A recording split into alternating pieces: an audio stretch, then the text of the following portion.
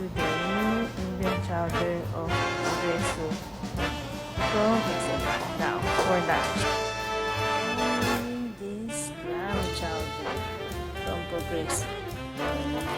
Clam chowders for lunch. Wait until cook. Clam chowder from Progreso with red crouton and fresh ground pepper. Ready to eat for lunch. Let's try.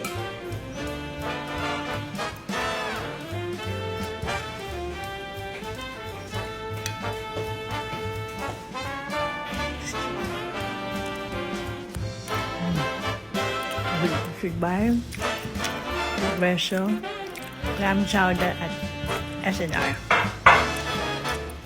Eating